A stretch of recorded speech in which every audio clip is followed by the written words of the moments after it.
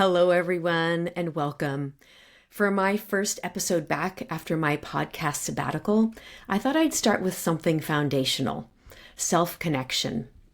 Because when you feel in tune with yourself, when you trust yourself, you know what you want, and you basically feel okay in your own skin, then two things tend to happen.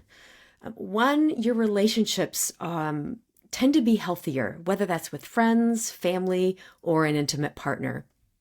And also, you're more likely to feel satisfied with your own life, even when you're on your own. So today I'm talking with Kristen Crabtree, who spent many years in an emotionally abusive relationship. And when I looked at the statistics, I was honestly taken aback. If we look at just emotional abuse, things like coercive control, humiliation, threats, gaslighting, chronic emotional harm, about 49% of women and 45% of men experience this in intimate relationships. That's nearly half of us. When you're living in that kind of environment, it can feel almost impossible to leave. And ongoing emotional abuse has a way of disconnecting you from yourself, from your intuition and your sense of worth. In this conversation with Kristen, she shares what it was like to leave that relationship and how that decision began her journey back to self-connection. She talks about her state of mind at the time, the tools that helped her rebuild self-trust, and how she's learned to find more peace and satisfaction both on her own and with other people.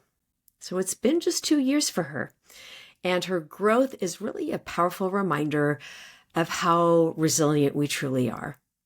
Life still brings challenges, of course, but I have a feeling that Kristen is going to keep growing and finding even more joy along the way.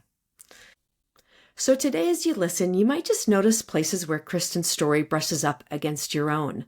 Moments where you went quiet to keep the peace, or second-guessed what you were feeling, especially if on the surface, nothing looked obviously wrong, but something inside feels a little harder to reach than it used to. Thanks for being here, and here we go. Welcome, Kristen. Thank you, Karin. It's great to be here. Yeah, it's really nice to have you. And, this is my first interview after being on a 1-year hiatus. So it's a little exciting, a little bit scary to come back and do this again. But, I'm doing it because I really love it. And it's really wonderful to connect with all these people who are doing this beautiful work. So it's nice to connect with you today. And I'm honored to be the first one as you return. So thank you. Thank you. Yeah. And tell us where you are in the world. So I'm on the East Coast, US, in Massachusetts, the Berkshires. Okay. And have you been there long? No, I lived in this house about 2 or 3 months. I've lived in this general area since I left my wife almost 2 years ago. Okay. So it's a little bit new. Very new. Yeah. And how would you describe the work that you do? I help people. No, my work helps people reconnect to their truth, to hear their own voice again, their own wisdom again, so that they can then live with intention and clarity. And how did you get there? Yeah. So that's the long story. Mm-hmm. But so the reason I clarified that I help versus my work helps because I believe that nobody knows the answers to questions you ask about yourself except for you. So there's no, 7 steps to whatever, or follow this, model or protocol or path, and you're fixed. My belief is that we are not broken. We don't need to be helped or developed. So self-help and personal development, to me, don't feel right. The the process that my book describes and all the other components of what I do, I call a process of self-revelation and self-reclamation, because really what happened to me, and I suspect others can relate to this, is I became so disassociated and detached from my own voice, my own truth, that I didn't even know I wasn't attached to my truth.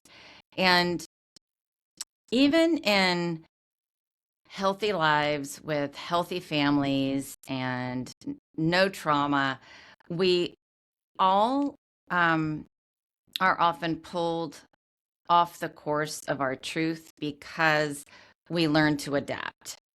Um, so we put on different masks depending on the environment that we're in and who, we're interacting with. And sometimes those are in alignment with our truth, and sometimes those aren't. And in my case, to get to the answer to your question, in my case, I spent 22 years in a extremely manipulative and controlling relationship, and it was so manipulative and controlling that I didn't know I was being manipulated or controlled. And that's part of the art of controlling and manipulating, is the person you're doing it to can't even see it happening. And it's not like I woke up one day in the marriage and was like, oh, I'm being controlled, I need to get out. Unfortunately, it's not like that. I just knew things were so bad. Not even between me and her. Like, I always thought we had a good marriage because we never fought, but we never fought because I had learned to never disagree. And I didn't even realize that really until about a year ago. And that's quite a while after I left. So the reason I left, I got the courage after I left to get out the door. I just had so much anxiety that had built up. And in the beginning, the anxiety was, I can't leave. Like, I felt so fearful of leaving. And then the anxiety changed to, I can't stay. But the problem was, I couldn't leave and I couldn't stay. Like, I was stuck in this place. And I didn't realize this, but the author of Eat, Pray, Love apparently wrote that in her book. And I didn't know that when I started saying that, but I just had that feeling. So how did I get to where I am now? That's the course that got me out of where I was. But when I left, I was still in this immense fog of confusion. I didn't have a name for what had happened to me. I didn't know I was being manipulated and controlled. I didn't realize that she had taken my power by using my childhood sexual abuse and rape against me, so that I felt like I couldn't be safe unless I was with her. She led me to believe that, so to speak. So I didn't have clarity on any of that. I just had to get out. What helped me get on the path that I now give to others is I so I started. I was working with a coach who was trying to get me to be right, and I couldn't. And maybe you can clarify that for people. Yeah, yeah. So be is just to, like, sit with yourself, right? To not be doing something, and I not only didn't understand that, but I certainly couldn't do it. And so she was also trying to teach me, like, ways of hearing my intuition. The body pendulum is one of the tools that she taught me. And again, I couldn't do that. Like, I couldn't do it. And, but I was committed to doing it. like I was showing up for myself. And that's when the self-trust started. That's when I started um, trusting myself. Like, okay, you don't know what you're doing and you're not sure how to get there, but you're trying. You're journaling, you're, trying new things, you're experimenting with different ways, and you're committed to showing up for yourself, whatever that means. And it was there that I started to be able to get some of the breakthroughs. So once I got to the point where I could hear a whisper from myself of who I am, that whisper told me to go find a book that I wrote in 1999. And luckily, I'm a digital hoarder and I found it. And I didn't know why I was supposed to find it. I barely remembered writing it. I mean, that was a long time ago. Some of the people listening weren't born yet. It was a long time ago.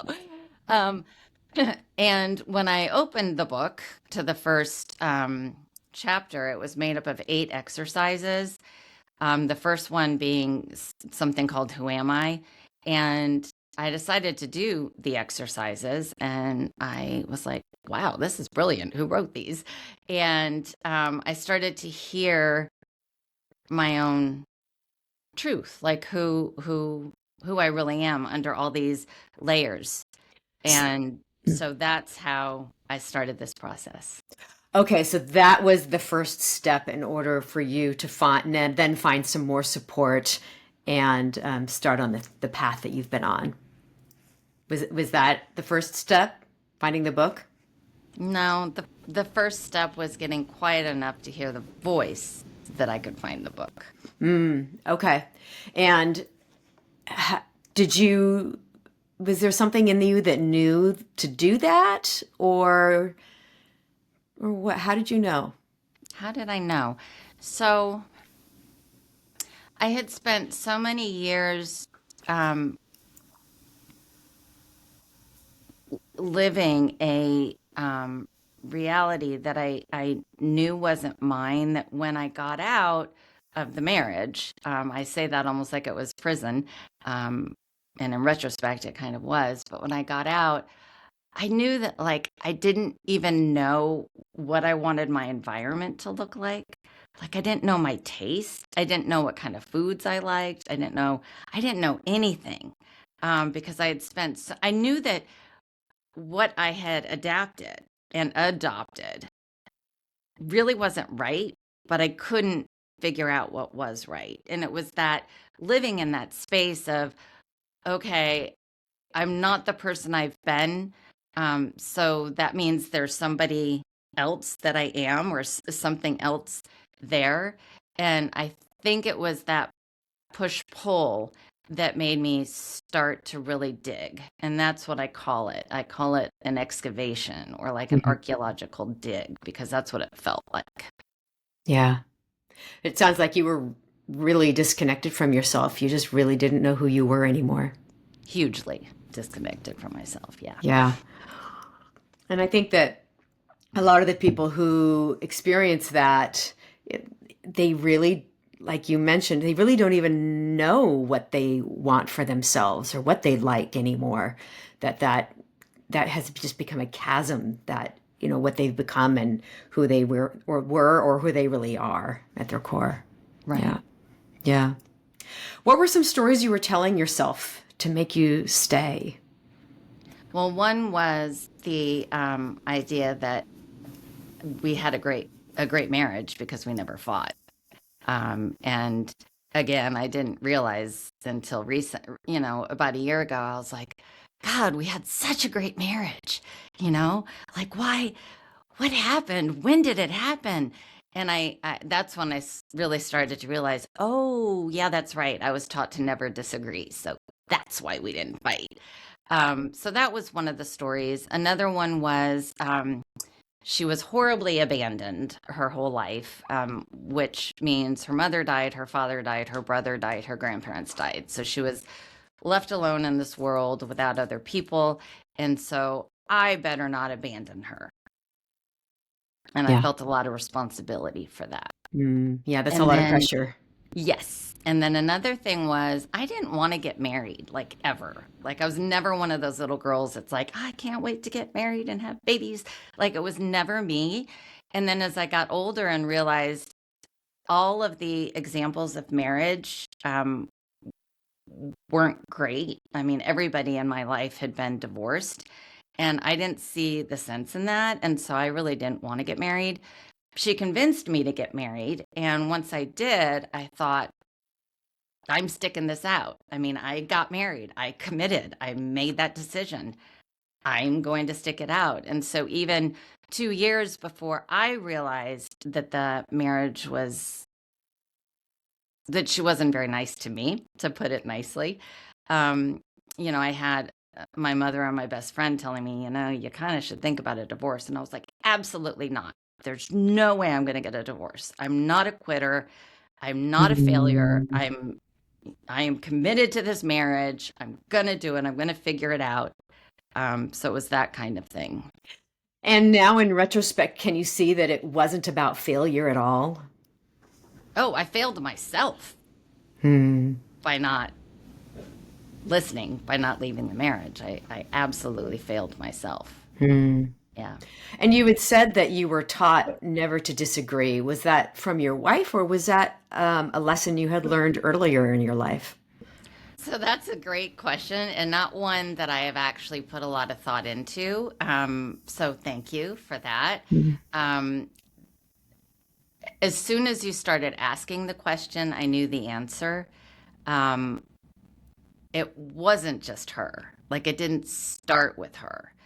Um, when I was 13, I was sexually assaulted. When I was raped, I mean, when I was 15, I was raped. And those two things, in and of themselves, they were horrible, right? But what those did, and the big picture is one, they taught me that I didn't have a say and didn't have control, and I had no idea what boundaries were. Right? I didn't learn that until about a year and a half ago. Um, so I think from that point on, I learned kind of not to disagree and not to fight back and not to, um, rock the boat. Yeah. Yeah. It just, when you said that, I thought, oh, that is such a familiar theme, especially for women, but also men too, Mhm. to a certain extent. But yeah, so I was curious about that. I think a lot of people could probably identify with that as well. And you know what, Karen, you said, and probably men, what has fascinated me in doing my own work is, so I quit drinking. I don't think I was a true alcoholic, although maybe I was. It didn't really, it wasn't hard for me to stop drinking, but she and I both drank a lot, um, me to survive our marriage, basically. But I found an AA group that I could really relate to online, and I was flabbergasted by how many of these men had been sexually violated in Mm. their youth. I mean, Yeah. flabbergasted. So I know that's not what this podcast is about, but to validate any men listening to this, Yeah. yeah, it's way more prevalent than I think we as a human species are aware of or I admit think, to. yeah, I think you're really right. It's just that they often have so much shame around it that it's just not talked about. Yep. Yeah. Um, so how did you begin rebuilding that self-trust, that self-connection?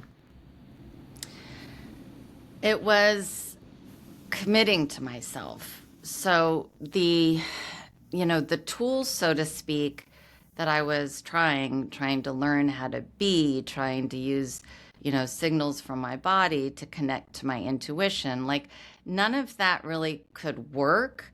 But the fact that I was trying, the fact that I had, made a commitment to myself, when I left, all I wanted was clarity. Like, that's it. I went to metaphysical shops and bought candles that said clarity. My journal was filled with clarity. Like, that's all I wanted was clarity. And I think Clarity about what? about everything. I mean, Mm. I was in such a fog, Mm. such a fog. I couldn't see anything. I wanted clarity about who I was. I wanted clarity about why I left. I wanted clarity about, was she really an abuser? I wanted clarity. Because I really couldn't see or hear anything. I'd gotten to the point where, I was told that my memory was bad. I was told that, things that were happening weren't really happening. Things that she said, she didn't really say. A lot of gaslighting. Yeah, gaslighting, all of that. Yeah. Blame shifting. I mean, any of those, words related to that personality type. Yeah, I mean, Yeah. I was on the other side. So the clarity was about anything and everything. I had no idea. And so just the fact, I think, that I decided I'm going to get clarity. Like, I don't know what that means. I don't exactly know how to do it, but I'm going to keep trying stuff until I get that clarity. I think that's where the self-trust started. And then the more I did that, the more things opened up for me. The more possibilities for clarity opened up for me. Hmm. And when did you first notice joy coming back? So what's interesting is when I first left, I was very, very isolated. So it was as I started to make new friends and have a feeling of community, that's where I started getting glimmers of, joy or happiness. Mm. But what's been amazing is, about, 3 months ago, I told my therapist, I'm in such a different place. Like, things are rocky in my life still, but I have this calm happiness, I guess is how I would describe it. And he said, I think another word might be peace. And I was like, oh my God, you're right. I have peace. And so that really, has unfolded fairly recently. But yeah, the initial feelings of joy came from connecting after being isolated for so long. Yeah. So it sounds like you had to be on your own in order to heal, but you also needed to be in community. And it's Absolutely. really that combination of things that was helpful. Yep, absolutely. Yeah. What else was helpful in helping you build that trust? So I started, so when I first left, all I could do 24 hours a day, 7 days a week was either listen to books about narcissistic abuse. So like it's not you is one of those and all the other derivatives of it. Or be on circle support groups with people who had gone through that too. And I had to do that because I had to constantly affirm that it wasn't me. Now we can get later to the whole idea of, blame and whose fault it is. But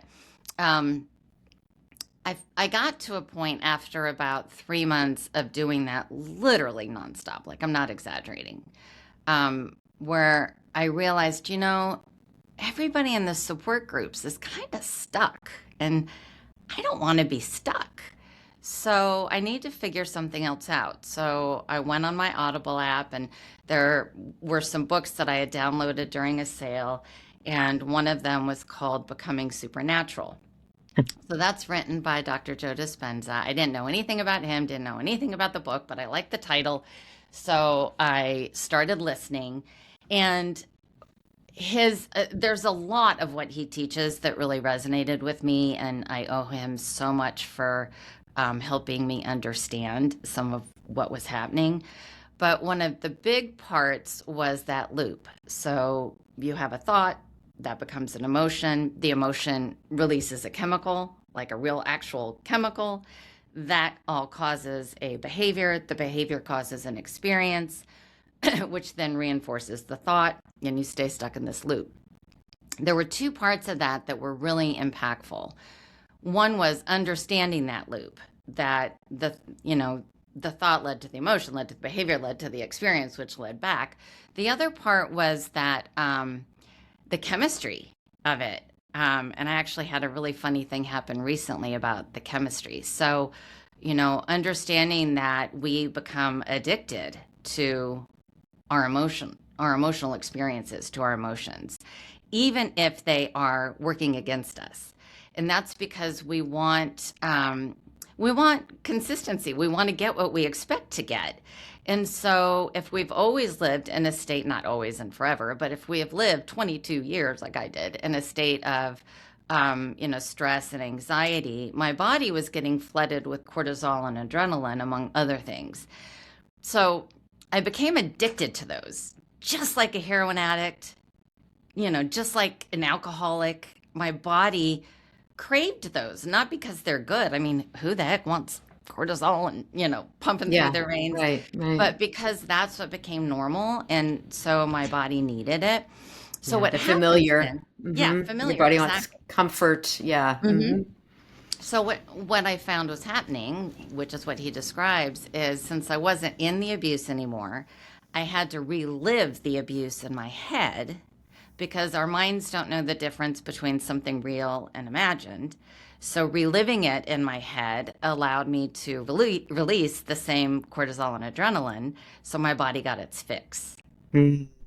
And the Hmm. only way to really have transformation is to break that cycle, the Yeah. cycle that causes that and the addiction to the chemicals. And so I call it becoming, that you're an emotional junkie. So you need emotional sobriety, really, is what it is.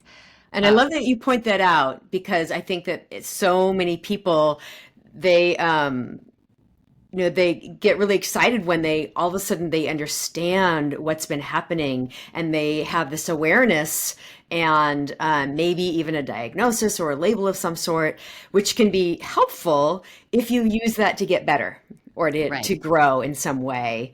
But a lot of people get stuck there. Yep. Yeah. Yeah. Yeah. So his work definitely impacted me. The other thing was, um, hate to tell y'all, but the only way to hear yourself is to quiet the monkey brain, the monkey mind, that Mm. chatter that goes on constantly all day. And really, the only way to do that is meditation. The good news is, meditation doesn't have to be sitting cross-legged with your hands raised, up on your knees saying which that is a great way to meditate, but it's also probably one of the most challenging, hardest, intimidating ways to meditate. And you wind up feeling, I felt like a failure, like, oh God, I can't meditate. And that's not true at all, because meditation can be as simple as your first two bites of food, paying attention to the texture and the different flavors. And it can be taking a walk in nature and admiring colors that you've never seen before, or taking a walk down the city and noticing graffiti you've never seen before. Like, it doesn't really matter. It's getting out of your monkey mind. And the more you do that, the more the observer becomes present. And the observer is when you become aware of that loop, the thought, that loop, when you become aware of that, then you can catch it. It doesn't mean you can always stop it, but you can at least see it unraveling. You can go, oh, that's what I'm doing. Okay, well, I'm going to keep doing it, but at least I know what I'm doing. And then, eventually you're able to stop it. And then eventually you're able to shorten the amount of time that you spend there and lengthen the amount of time in between. So it's a process, but you have to turn off monkey mind. The only way to turn it off is to have some sort of quiet in your head.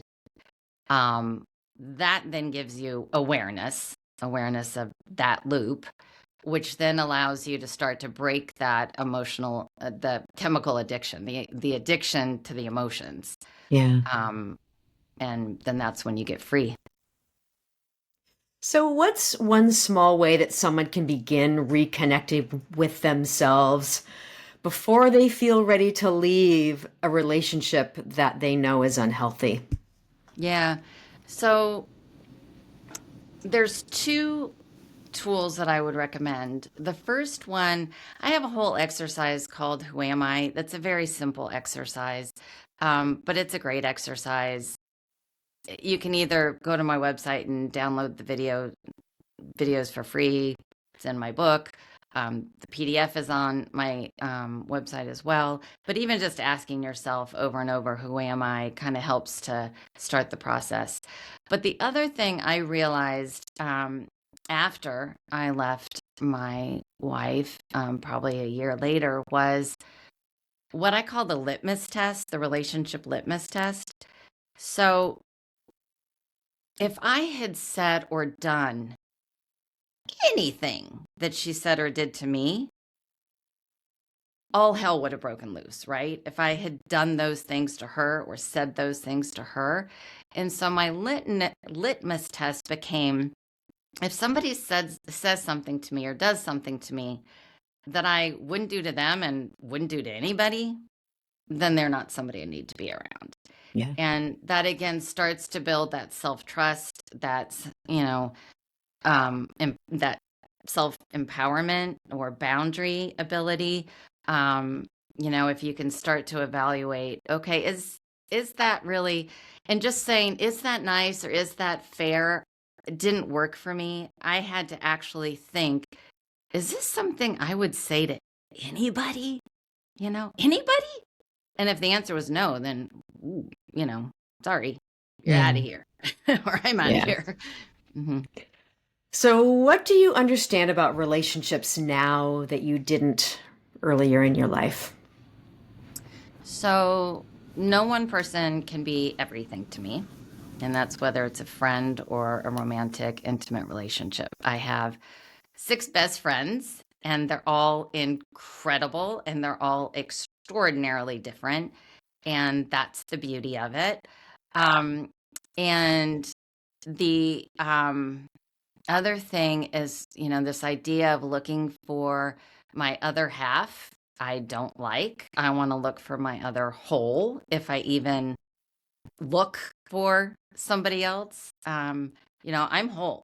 And a really big Paramour Paradox, the website that I've created, the idea there is, paramour is like illicit love, and paradox is paradox. So Paramour Paradox is, we're out there searching for our true love, and really our true love is our love with ourselves. And if we don't love ourselves, and that is probably the hardest love anybody has to create. But if we don't love ourselves, then we really can't love anybody else right. Um, and I will never, ever, ever let somebody take away or doubt or anything how miraculous and amazing I am. Like, we're all incredible. We are all so amazing. But we forget that. And I am not going to let myself forget that again. So, in terms of relationships, unless they really respect, they don't have to get it. They don't have to anything. They just they have to give me the space to be me and love myself. And if they do that, then I will meet them where they are and accept them and love them. So I think that is what, really changed for me through this process. And how many years ago was it that you left your wife? 2. Okay. Yeah. You've come a long way. Yes, I have. Thank you. Yeah. And how can people learn more about you and your work? The easiest way is I have website called you2.0.com. So that's YOU, the number two, the word point, the number 0.com. And it has a short little video that just says, hey, if you want to chat, make an appointment with me. It has a link to my calendar. There's no pressure. It's a half hour. This is my gift to the world, really. It's what I learned I am here to do. So if I can help somebody get a glimpse of where they should head on their path, then I have done my job on this planet. They can also go to my, website, my big thing, the paramourparadox.com website. And I'm sure you'll have a link to that. Yeah. And that shows the whole thing that my truth told me to create. None of that is going to make me $1 million, and I don't care. I really am just here to share what I figured out I need to share. So Yeah. Wonderful. Well, Kristen, thank you for taking the time and sharing your journey with us. I think it's an important one. Thank you, Karin. Thank you for having me. Absolutely.